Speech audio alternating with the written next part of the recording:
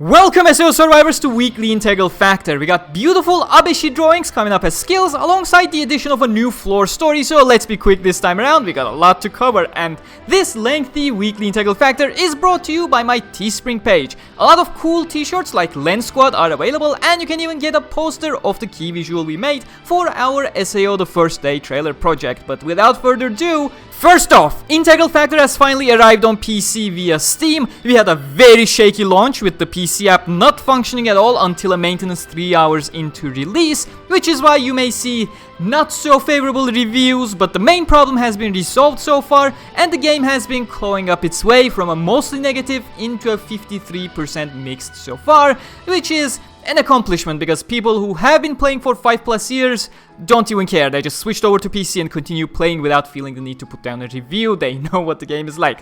It will organically recover over time. It's an incredible visual novel story for any SAO fan.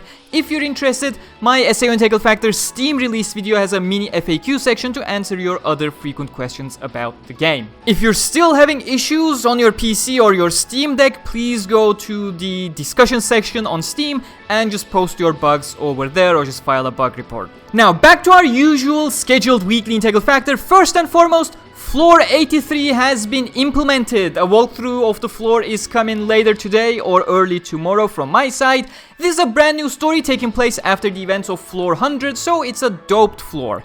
The main story revolves around Leafa this time around, who tried protecting the old phone item, our special object that we contact the real world with to help Kikoka investigate the matters, against the GM Notte.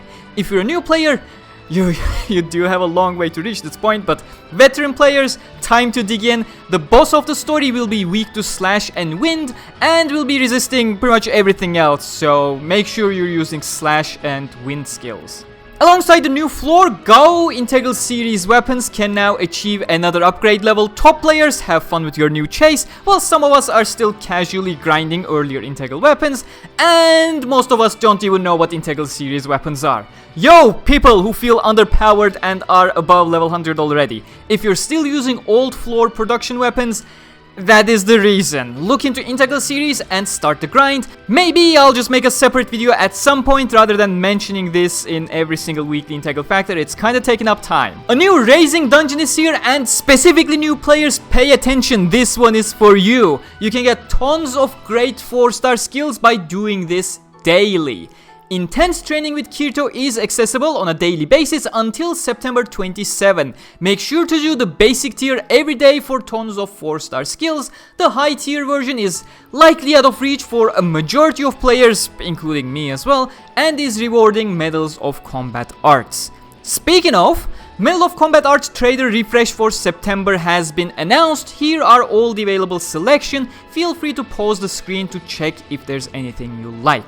Kada Hunt event has been updated. Abyss difficulty has been added for top players, while the blue plate trade items have been added too. Here's the list for blue plate rewards. Sword Online Game Strategy Meeting 2023 Celebration Order is here, featuring past skills with seasonal backgrounds. A lot of very cool and very beautiful skills here, but for a full list, check the order page in-game. First pool is 20% discounted at 2000 gems, but with 8% drop rate. Same with the second step, but the third step is 1 4-star guaranteed and 15% drop rate for the rest of the slots, but comes at a steep 4000 gem price. We're also getting tons of daily free 11 times pools to celebrate the strategy meeting in Japan. It should be live in the next 3 days or so stay tuned, and once it arrives, don't miss a single daily login, and don't forget to visit the skill shop for your free pools.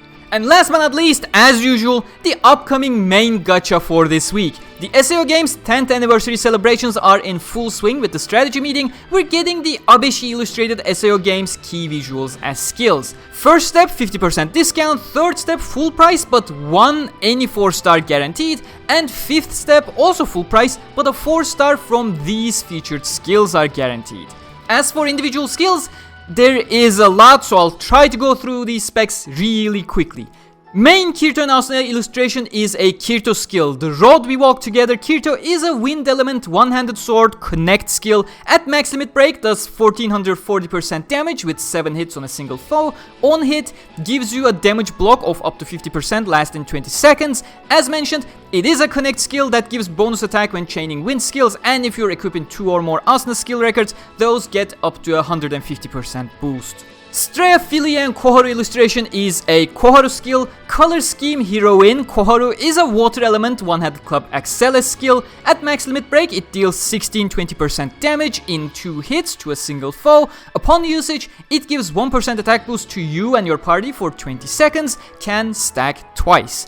If you hit an enemy with a switch, then you and your party get a separate 1% attack bonus. This one stacks up to 6. Obey Me Layla is a wind element dagger mod skill with up to 3 slots. At max limit break, 14-20% damage with a single hit to a single foe. Mod bonus is 100% damage increase when using wind skills, and if you're using 2 or more Kirito skills in the same set, plus 1000 attack. I have never used any mod skills before, so I'd be glad if one of you champs can tell me whether this effect increases per mod slot or something, because mod is mentioned in that bonus thingy.